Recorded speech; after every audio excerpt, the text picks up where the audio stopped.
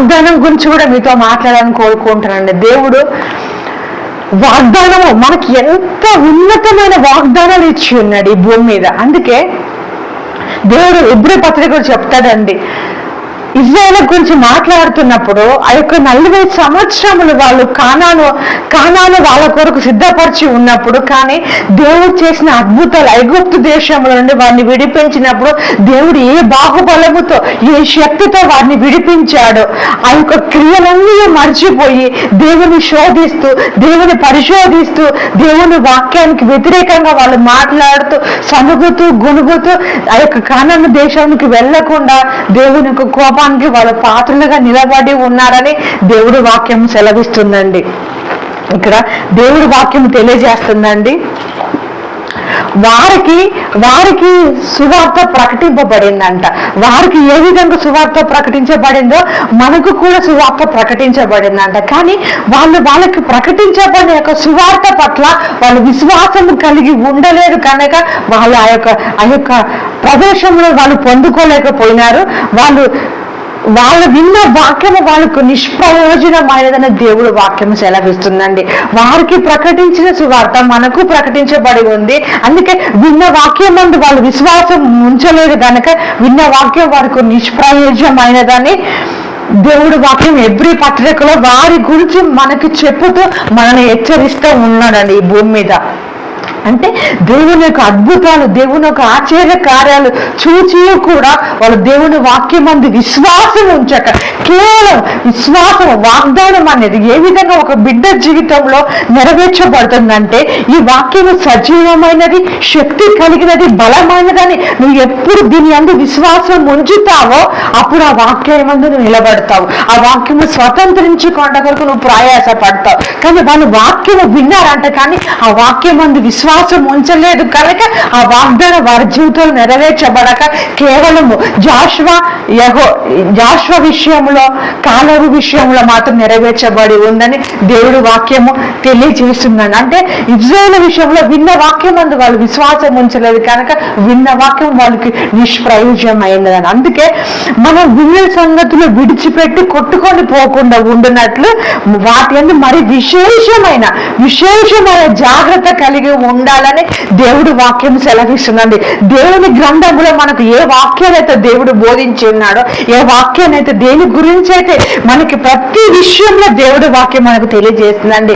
మనము లేచిన కాండి పడుకునేంత వరకు మన నడక, మన తలంపులు, మన ఆలోచనలు, మన క్రియలు, మన హృదయం, మన మాటలు ఏ విధంగా ఉండాలి, ప్రతిదీ ఒక పుట్టిన బిడ్డకి ఏ విధంగా ఓనమాలు నేర్పిస్తామో ఆ విధంగా దైవ గ్రంథం మనకు నేర్పిస్తా ఉందండి. ప్రతి నిమిషము, ప్రతి సెకండ్, ప్రతి పనిలో మనం ఏ విధంగా జీవించాలనేది మనకు తెలియజేస్తుంది. ఈ వాక్యం అంటే మనం విడిచిపెట్టి మనం మర్చిపోకుండా అయ్యో వాక్యం అందు విశేషమైన జాగ్రత్త కలిగి ఉండాలంట. లేకపోతే ఆ వాక్యం మన జీవితంలో నిష్ప్రయోజనమై మనం నశించే వారంగా ఒక వాగ్దాన్ని స్వతంత్రించుకోలేని ఒక దౌర్భాగ్యము బలహీనమైన జీవితాలను మనం కలిగి ఉంటామని దేవుడి వాక్యము సెలవిస్తుందండి. అందుకే వాగ్దానం చేసిన వాడు నమ్మదగిన వాడు కనుక మనం కలిగిన ఆ యొక్క నిరీక్షణ మన జీవితంలో నెరవేర్చబడేంత వరకు మనం గట్టిగా పట్టుకొని ఉండాలని దేవుడు వాక్యం సెలవిస్తుందండి. అందుకే అబ్రహాము విషయంలో కూడా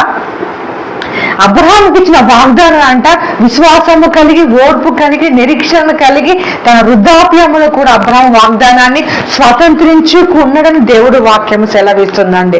అందుకే వాక్యం అనేది వాగ్దానం పట్ల విశ్వాసము కలిగి ఉండడం అనేది చాలా ఇంపార్టెంట్ అండి. ఈ యొక్క వాక్యాన్ని, ఈ యొక్క వాగ్దానములను దేవుడి మాటలు నిర్లక్ష్యము చేయకూడదండి. ఇది శక్తి కలిగినది, బలము కలిగినది, ఇది బలముతో జీవముతో కూడి ఉన్నది. ఇది ఒక ఆత్మీయ ఉన్నదని నువ్వు ఎప్పుడు నమ్ముతావో దీని అందు విశ్వాసం ఉంచుతావో. అందుకే ప్రతి వాగ్దానం అనేది ఒక పరీక్ష గుండా, ఒక శోధన గుండా వెళ్ళి అగ్నిలో పుటము వేయబడి మనం శోధించబడి పరీక్షించబడి మనం విశ్వాసము చేత మనం నిలబడి ఉన్నప్పుడు ఆ వాగ్దాన్ని స్వతంత్రించుకోవడానికి సామర్థ్యము కలిగిన వారంగా, శక్తి కలిగిన వారుగా, బలము కలిగిన వారముగా ఉంటామని దేవుడు వాక్యము సెలవిస్తుందండి.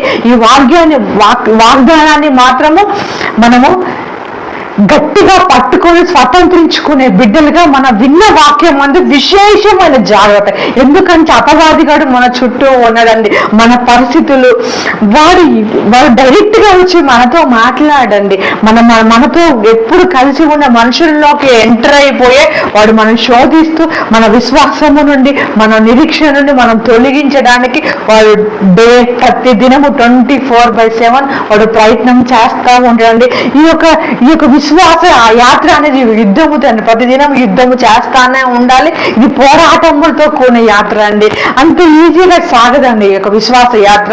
ప్రతిదినం యుద్ధము చేస్తూ ఉండాలి. మన తలంపులతో, మన ఆలోచనలతో, మన హృదయంతో, మన చుట్టూ ఉన్న మనుషులతో ప్రతిదినం మనం ఫైట్ చేస్తూ మన విశ్వాసాన్ని మనము కాపాడుకుంటూ మన అంతము వరకు నమ్మకముగా మనం జీవిస్తూ ఆ దేవుడు మన కొరకు దాచిపెట్టిన ఆ ఉన్నతమైన స్వాస్థ్యము పొందుకునేంత వరకు విశేషమైన జాగ్రత్త కలిగి ఉండాలని దేవుడు వాక్యము ఎబ్రీ పత్రికల ద్వారా మనం హెచ్చరిస్తా ఉన్నాడండి. అందుకే కాలములు, సమయములు దేవుడు తన స్వాధీనములో ఉన్నాయండి.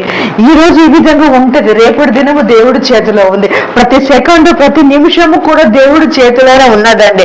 అందుకే మనం ఆ యొక్క జ్ఞానాన్ని కలిగి ఉన్నప్పుడు మనం ధైర్యము కలిగి ఉంటామండి. మన చుట్టూ ఉండే పరిస్థితులను చూస్తూ మనం మోసపోకూడదండి. మనం పట్టుకున్న వాగ్దానం, మనం ఏ వాగ్దానం పట్ల ప్రతి ఒక్క బిడ్డకి దేవుడు వాగ్దానాలు ఇస్తాడండి. వాళ్ళకి పర్సనల్ గా మాట్లాడుతూ ఉంటాడు. ప్రవక్తల ద్వారా, అపోస్తుల ద్వారా, బోధకుల ద్వారా, విశ్వాసుల ద్వారా దేవుడు కొన్ని వాగ్దానాలు, కొన్ని ప్రవచనాలు విశ్వాసులకు ఇస్తా ఉంటాడు. ఆ యొక్క విశ్వాసంతో ఆ యొక్క వాగ్దాన్ని స్వతంత్రించుకునేంత వరకు జాగ్రత్త కలిగి ఉండాలండి.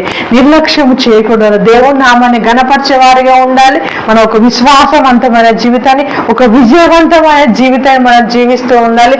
అందరూ జీవించే జీవితాన్ని మనం జీవించడం లేదండి. మన ఉత్తమమైన జీవితం, విలువైన జీవితం, ఒక ఉన్నతమైన జీవితం, ఈ భూమి ఆకాశంలో సృష్టించిన ఆ యొక్క గొప్ప దేవుడి కొరకు మనం ఈ భూమి మీద జీవిస్తున్నా ఆయన బిడ్డలుగా ఆయన నామము ధరించుకొని ఆయన స్వరూపము మనం కలిగి ఉండి ఈ భూమి మీద మనం నడుస్తా ఉన్నాము. కాబట్టి జాగ్రత్త కలిగి, విశేషమైన జాగ్రత్త కలిగి, మన విన్న సంగతులు విడిచిపెట్టి కొట్టుకొని పోకుండా విశేషమైన జాగ్రత్త కలిగి ఉండాలని నేను యేసుక్రీస్తు నామములో ప్రతి ఒక్కరికి తెలియజేస్తున్నానండి. ఇది దేవుడి చిన్న మహాకృపను బట్టి దేవుడికి మహిమ కలుగును గాక.